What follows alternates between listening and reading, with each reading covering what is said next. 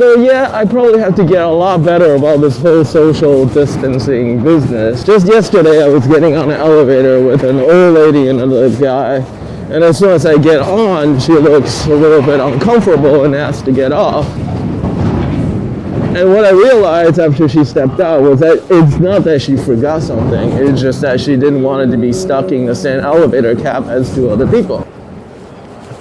And I didn't mean to breach protocol, however, being young and less concerned about the virus, I guess I wasn't as mindful about the whole situation as I really should be. So, no more getting on an elevator with more than one other person.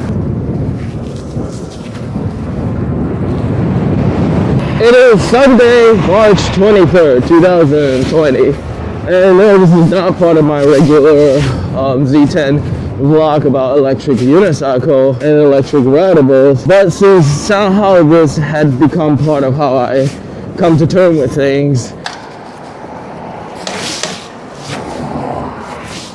and if you're like me and have been directed by authority to isolate yourself and to minimize social interaction, coming with me on a ride through a very different New York City would be a nice change of scenery. And yes, New York is in a state like I have never seen her before. I mean, I've been living in the city for some time and I've seen some pretty bad stuff.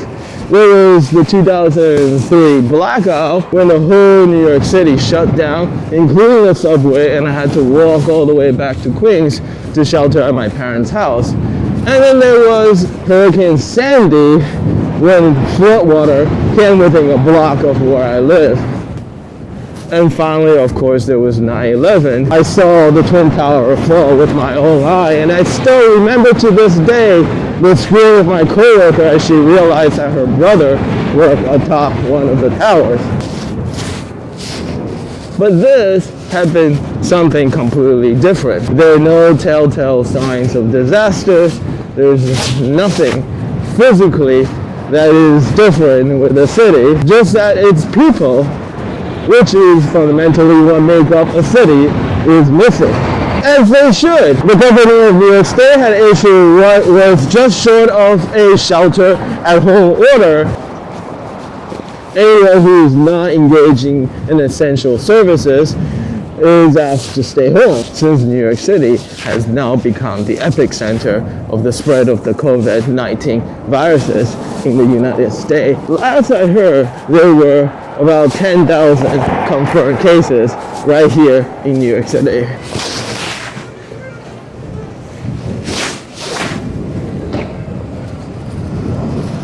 Unsurprisingly, I guess, there's not too many places in the world where you get the mix of culture and nationality all packed within so very little room. And it's that interconnectedness that likely explains the reason why the spread of the virus also started here as well as the West Coast. Europe had been hit really hard, especially Italy.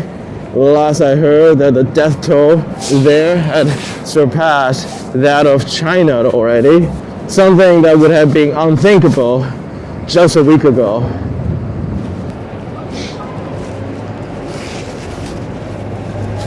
And the only thing we can do, as we have been told, is to practice social distancing. Stay at home as much as possible, keep away from anyone and everyone,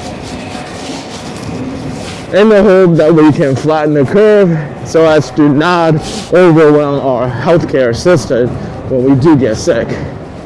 And at this point, you may be wondering about the mask. Haven't the CDC said already that it will not protect you from getting the virus? Well, the thing is that we've also been told that the majority of the people who get this virus may show little to no symptoms and still be able to transmit the virus. So basically, since there are quite a few retirees in my apartment building, I'm really wearing this mask for their benefit, just in case it's somehow I contracted the virus without knowing about it. There's so little testing going on right now in the US, there's just really no way to know. And as you can see, everything is closed. This is Rockefeller Center, and there's nobody here. Broadway Theater has gone dark, and so have bars, and all the restaurant has been directed to stop serving anyone except for takeout orders only, and a whole lot of them have chosen to close altogether since their employees are too afraid to even come into work. This has ground a significant portion of our economy to a screeching halt, and on top of it, we really have no idea how long this will need to go on for, since there's currently no cure for this virus at all. And more than anything else, it is the silence that really scares me. I had always been blessed with the ability to fall right asleep as soon as my head hits the pillow, but for a year after watching the Twin Towers fall, I had trouble sleeping. Not that I was thinking about it for the whole time, but it was more like a shadow from the shock of seeing something that just really shouldn't be possible in the real world. Yesterday, I took the subway with Kelly to Flushing for breakfast, the stand as I have always done on a Saturday, but it'll likely be the last time for a little while, since the salon she works at had been ordered to close, so she is out of a job as of yesterday. I am still working remote for now, but I'm not quite sure for how long. And there's nothing we can do at this point other than to stay positive and hope that things improve quickly. And I gotta say that I'm thankful for my electric unicycle, since it had allowed me to stay mobile while still maintaining social distancing. It's also made easier since there's so few people out. Part 2 of my Taiwan video is still coming this Friday, and I'll continue to release content on electric unicycle on a bi-weekly schedule. But as long as I'm allowed to, I'll keep writing every Sunday and talk about what happened here in New York City the week prior. If you have a spot you're curious to see and don't mind my babbling heading the way, let me know. Lastly, as an American, I admit we are sometimes a bit late to the punch. But when we do finally put aside our squabbling and pull our heads together, nothing is impossible. By God, we have been to the moon. We can do this.